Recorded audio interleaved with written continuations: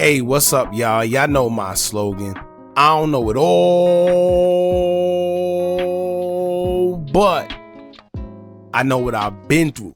Now, before we get into this video, make sure you check us out on Patreon at www.patreon.com/Hookah Anonymous _. You guys been telling us to create one for the longest, so we recently created a community where we will upload videos that we can't share on YouTube due to their guidelines. We'll also be dropping the latest to there first, behind the scenes information that you wouldn't find anywhere else on our socials. So make sure you become a member, and after you do that, head over to our official Instagram page at Hookah Anonymous _ and follow us there.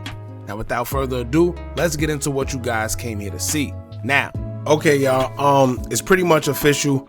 Lil Durk has officially been indicted for the charges of the death of Lil Pab, and they actually added more charges, in which I don't know where they got it from, but I told y'all before, the feds, they play very different.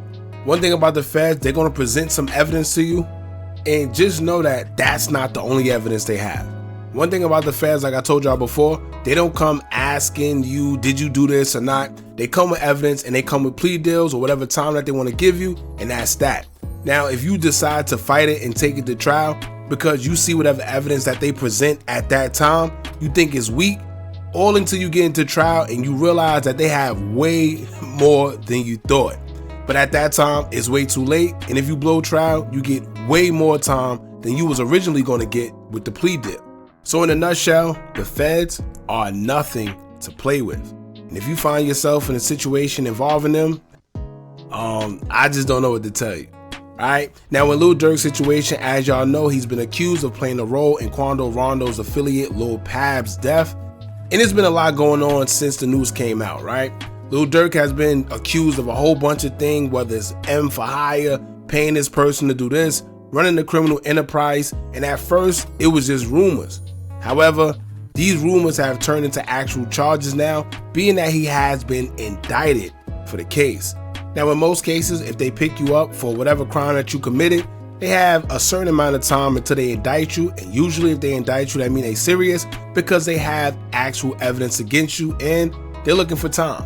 Now, in Lil Durk's situation, I don't know what's going to come out of it, but like I said, he's just been indicted, and I want to go over the indictment and what they have. Like I said, they also added 2 more new charges, so it's not looking too good. Whatever evidence they have, whoever they have cooperating, I'm telling you, somebody behind the scenes have said something, because if you pay attention to what they said they got and the things that they know, this ain't just coming from good police work. Trust me. So always be aware of your surroundings. You never know who to trust, but that should all go without saying. What we're gonna do is we're gonna go over the indictment and talk about the things that they have, and y'all jump in the comments and let me know what y'all think about everything that's going on. Now, don't forget to hit that thumbs up button so we can get this video into the algorithm. And if you're not subscribed to the platform already, make sure you do so now. Let's get into it. Now, according to the United States Attorney's Office, they will produce the indictment online. And I'm not going to read the whole thing because it's pretty lengthy. But what I am going to do is go over the key parts, and then we get to react to that part and stuff that we didn't know already going forward. Now, it would say, quote, Durk Banks 32, aka Lil Durk, in blood, Mustafa Abdul Malak of Chicago, is charged with 1 count of conspiracy, 1 count of use of interstate facilities to commit M for hire resulting in death, and 1 count of using, carrying, and discharging firearms in a machine weapon and possession of such firearms in furtherance of a crime of violence resulting in death.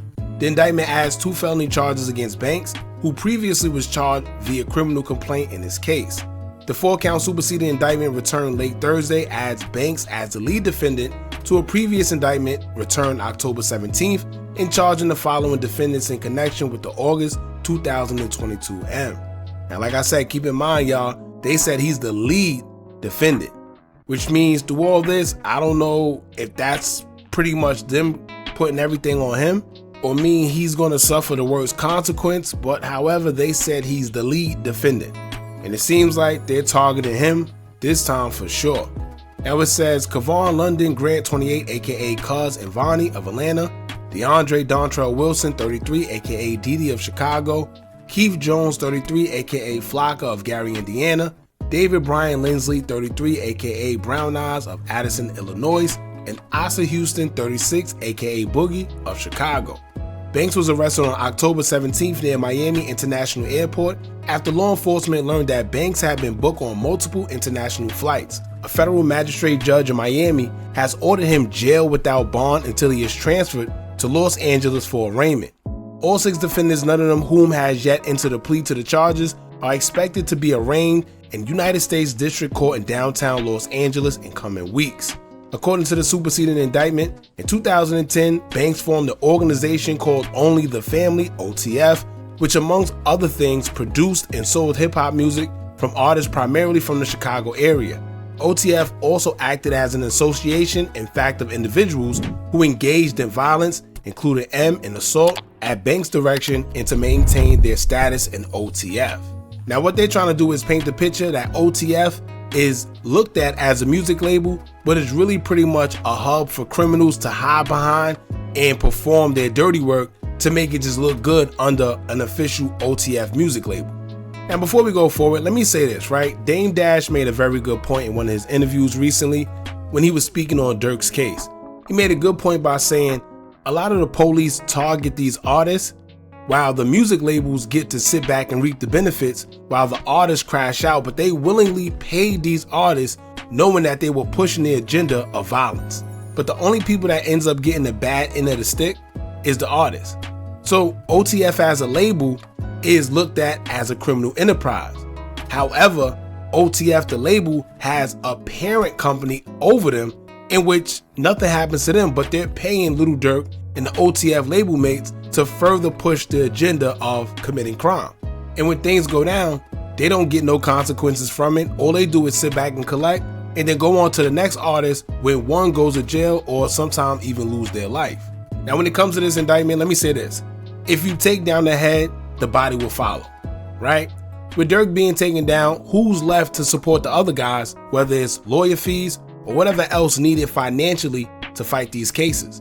And now that I think about it, this is also probably why Durk was never included in the oblock RICO, but somehow they still say that oblock members were a part of OTF and committed crimes under the label under Durk's direction. Maybe he was already being watched by the feds due to Lil Pab's case, and they were just waiting to have enough information to strike.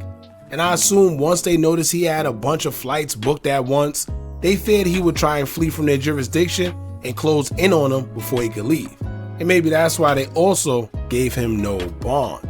Now the indictment will also read, quote, on August 19, 2022, several OTF members and associates used 2 vehicles and worked in tandem to track, stalk, and attempt to unalive TB for hours, culminating in a shooting at a gasoline station located near the Beverly Center shopping mall. Now for y'all that don't know, TB is Quando Rondo because his real name is Taekwon Bowman.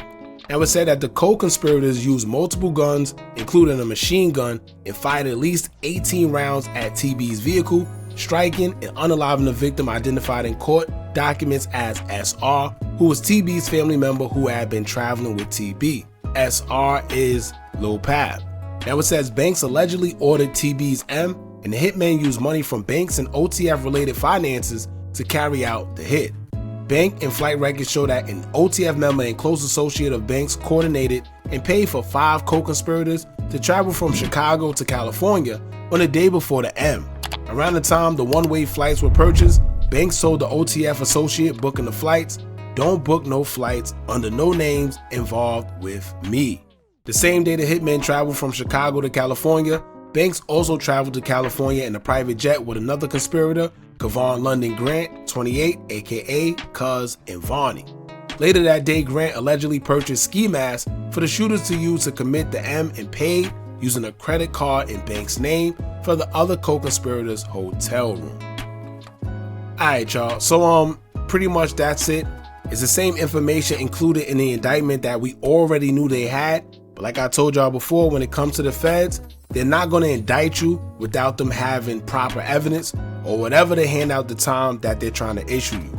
Their best bet is to just take whatever plea deal that they could get, because if they take it to trial, 9 times out of 10 they're going to blow, and then it's pretty much over from there because they're saying that they're facing life in prison. Now this is interesting because they have a lot against them. It's not like he say, she say. No, it's not rumors, it's none of that. This is them having credit cards and stuff linked back to OTF and Lil Durk, as well as Lil Durk getting on a private jet to go to the same place. So their questions is going to be, why did you go there? Right? What was you doing on a private jet going to California? If you say you had shows, we want proof. Why did they go out there on one-way flights? Why didn't they have there and back flights? You know, there's certain questions that they're going to ask that you're going to have to pretty much, you know, account for.